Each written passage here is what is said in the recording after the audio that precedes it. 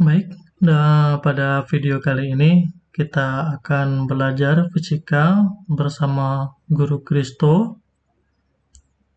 Materi kita pada kali ini yaitu tentang hakikat fisika.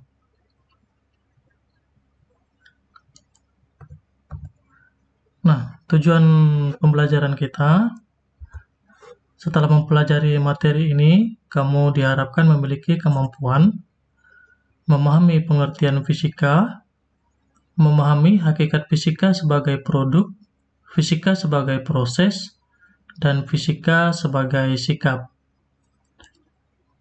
Memahami perkembangan ilmu fisika, memahami tujuan khusus pembelajaran fisika, memahami kajian dan ruang lingkup fisika, serta memahami hubungan ilmu fisika dengan ilmu pengetahuan lainnya. Nah, di SMP kamu telah belajar tentang IPA. Masih ingatkah kamu apakah kajian yang terdapat dalam IPA tersebut? Betul, ada 3 cabang ilmu yang terdapat dalam IPA, yaitu fisika, kimia, dan biologi. Nah, pada topik ini, kamu akan belajar lebih dalam tentang salah satu cabang IPA, yaitu fisika.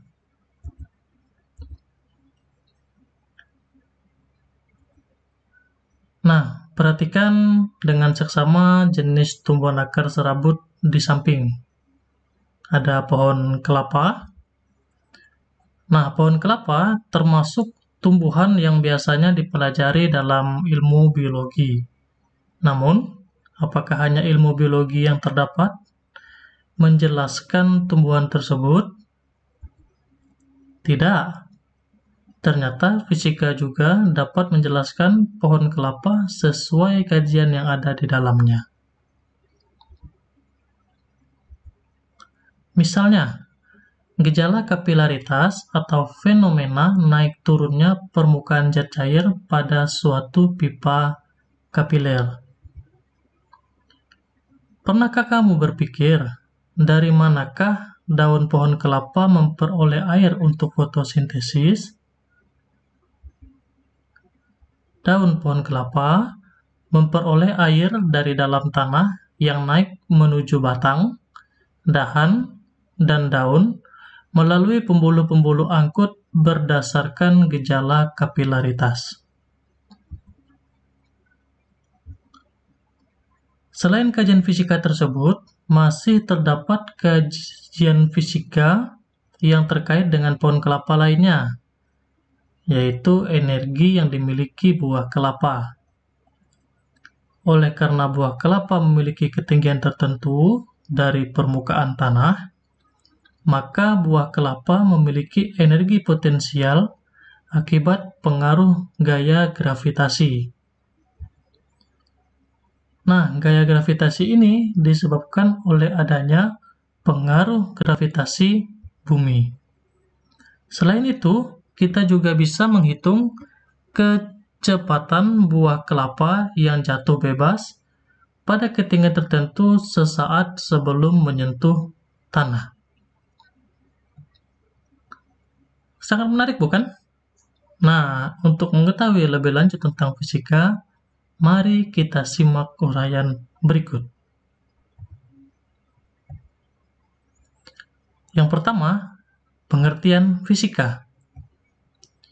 Fisika adalah cabang ilmu yang mempelajari gejala alam yang tidak hidup atau materi dalam lingkup ruang dan waktu. Fisika sering disebut sebagai ilmu yang paling dasar karena dalam ilmu pengetahuan alam lainnya banyak mematuhi hukum-hukum fisika. Teori fisika banyak dinyatakan dalam notasi matematika dan persamaan matematika yang digunakan. Biasanya lebih rumit daripada dalam bidang ilmu pengetahuan alam lainnya.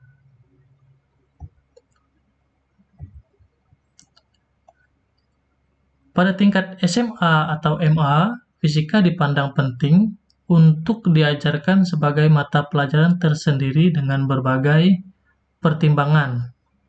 Yang pertama, pengajaran fisika dimaksudkan sebagai wahana menumbuhkan kemampuan berpikir yang berguna untuk memecahkan masalah dalam kehidupan sehari-hari.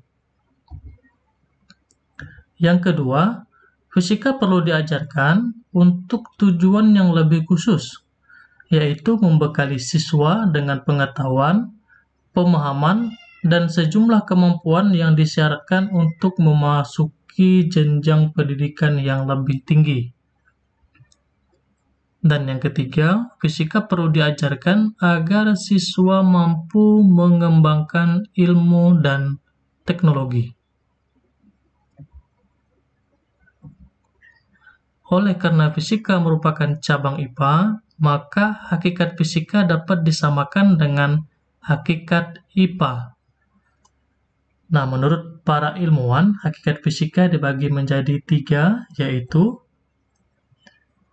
sebuah kumpulan pengetahuan yang selanjutnya disebut fisika sebagai produk. Cara atau jalan berpikir yang selanjutnya disebut fisika sebagai sikap. Dan yang terakhir, cara untuk penyelidikan yang selanjutnya disebut sebagai fisika sebagai proses. Nah, kita lihat bagian pertama, fisika sebagai produk. Manusia memenuhi kebutuhannya dengan menjalin interaksi antara manusia dengan lingkungan alam. Interaksi tersebut memberikan pembelajaran kepada manusia sehingga menemukan pengalaman yang semakin menambah pengetahuan dan kemampuan, serta dapat mengubah perilakunya. Dalam wacana ilmiah, hasil-hasil penemuan dari berbagai kegiatan penyelidikan yang kreatif daripada ilmuwan didaftar, dikumpulkan, dan disusun secara sistematis menjadi sebuah kumpulan pengetahuan. Kumpulan pengetahuan ini kemudian disebut sebagai produk yang berupa fakta, konsep, prinsip, hukum, rumus, teori, dan model. Yang kedua itu fisika sebagai proses. Fisika sebagai proses memberikan gambaran mengenai bagaimana para ilmuwan bekerja dan melakukan penemuan-penemuan. Nah, ini berarti fisika sebagai proses juga memberikan gambaran mengenai pendekatan yang digunakan untuk menyusun pengetahuan. Dengan demikian, dapat diketahui bahwa fisika sebagai proses sangat berkaitan dengan kata-kata kunci seperti fenomena, dugaan, pengamatan, pengukuran, penyelidikan, dan publikasi. Bagian ketiga, fisika sebagai sikap. Berdasarkan penjelasan hakikat fisika sebagai produk dan sebagai proses, dapat diketahui bahwa penyusunan pengetahuan fisika diawali dari kegiatan-kegiatan kreatif yang memerlukan mental dan sikap, yang berasal dari pemikiran seperti pengamatan, pengukuran, penyelidikan, dan percobaan. Dengan pemikiran, orang dapat bertindak dan bersikap sehingga dapat melakukan kegiatan-kegiatan ilmiah. Pemikiran-pemikiran para ilmuwan fisika yang menggambarkan rasa ingin tahu dan rasa penasaran yang besar, diiringi dengan rasa percaya, sikap objektif, jujur, dan terbuka, serta mau mendengarkan pendapat orang lain. Nah, inilah yang kemudian memaknai hakikat fisika sebagai sikap. Bagian kedua, perkembangan ilmu fisika. Menurut Fritz Meyer, sejarah perkembangan ilmu fisika akan dibagi menjadi 4 periode. Periode pertama, 600 sebelum Masehi sampai 1550 Masehi. Pada periode ini, sudah ada pengamatan tentang gerak benda langit termasuk bumi, jarak, dan ukuran benda langit.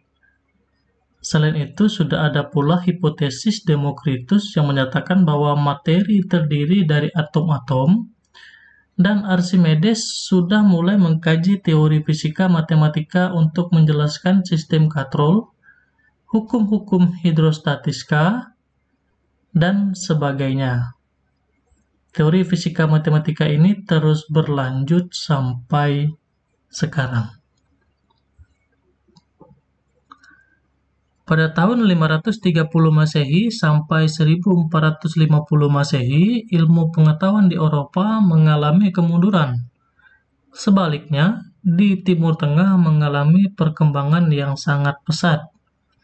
Dalam kurun waktu tersebut, kalkulus, teknik observasi, dan trigonometri menjadi bagian dari kerja astronomi mengalami perkembangan. Selain itu, lahirlah Almagest, karya Ptolemeus, yang menjadi teks standar untuk astronomi.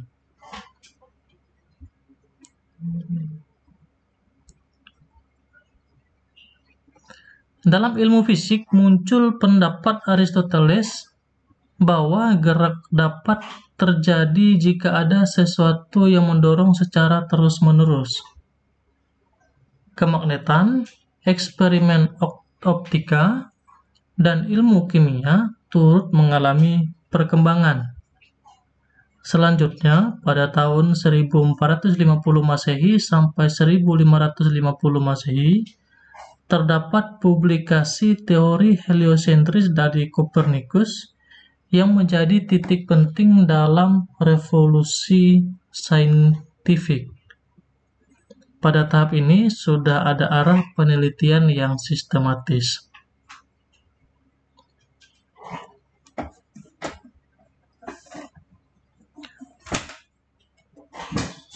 Periode kedua, 1550 Masehi sampai 1800 Masehi. Pada periode ini, Galileo mulai mengembangkan metode penelitian yang sistematis.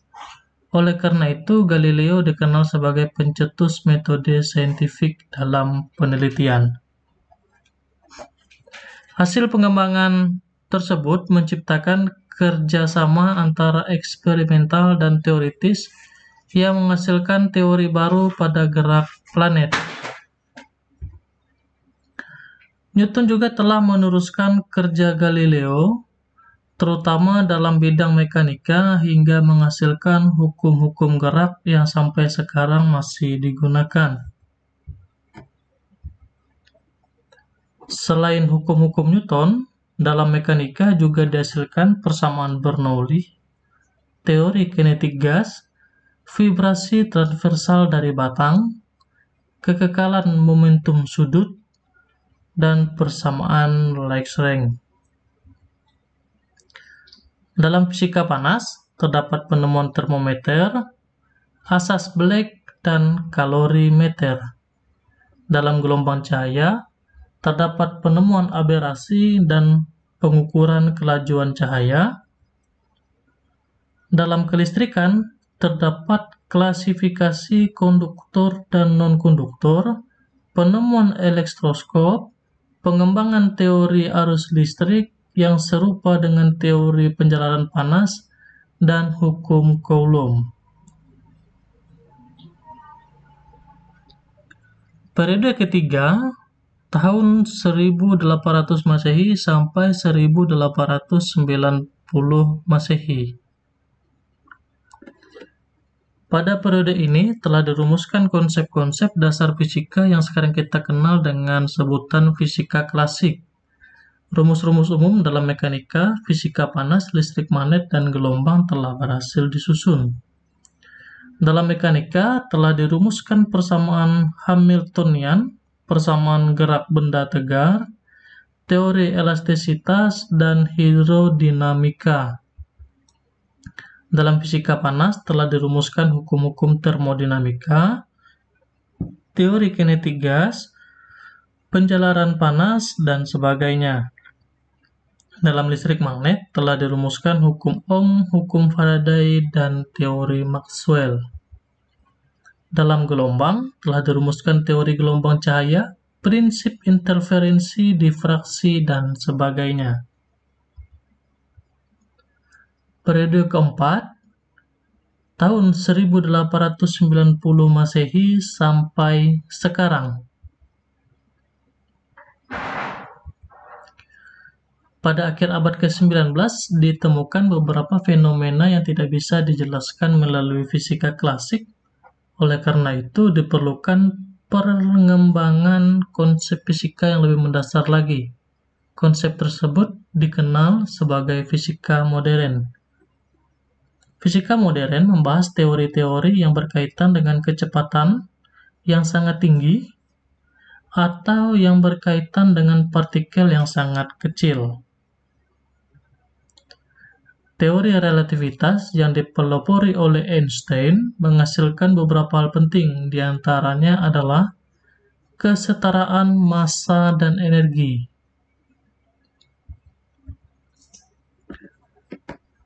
Kesetaraan tersebut dipakai sebagai salah satu prinsip dasar dalam transformasi partikel. Teori kuantum yang dipelopori oleh Planck dan Bohr dan selanjutnya dikembangkan oleh Schrödinger, Pauli, dan Heisenberg menghasilkan teori-teori tentang atom, inti, partikel subatomik, molekul, dan zat padat yang sangat besar peranannya dalam pengembangan ilmu dan teknologi. Nah, ini adalah orang-orangnya. Selanjutnya, kita akan masuk tujuan khusus pembelajaran fisika. Nah, tentunya kamu telah mengetahui betapa pentingnya fisika untuk dipelajari. Sekarang saatnya mengetahui tujuan khusus pembelajaran fisika. Yang pertama, membentuk sikap positif terhadap fisika dengan menyadari keteraturan dan keindahan alam, serta mengagungkan kebesaran Tuhan Yang Maha Esa. Memupuk sikap ilmiah yang meliputi sikap jujur, berpikir objektif, terbuka, ulet, kritis, dan dapat bekerja sama dengan orang lain. Yang ketiga, mengembangkan pengalaman untuk dapat merumuskan masalah, mengajukan dan menguji hipotesis melalui percobaan, merancang dan merakit instrumen percobaan, mengumpulkan, mengolah, dan menafsirkan data, serta mengomunikasikan hasil percobaan secara lisan dan tulisan. Yang keempat, mengembangkan kemampuan bernalar dalam berpikir analisis induktif dan deduktif, yaitu dengan menggunakan konsep dan prinsip fisika dalam menjelaskan berbagai peristiwa alam dan menyelesaikan masalah, baik secara kualitatif maupun kuantitatif. Yang kelima, menguasai konsep dan prinsip fisika serta memiliki keterampilan mengembangkan pengetahuan, memiliki sikap percaya diri sebagai bekal untuk melanjutkan pendidikan pada jenjang yang lebih tinggi dan untuk mengembangkan ilmu pengetahuan dan teknologi.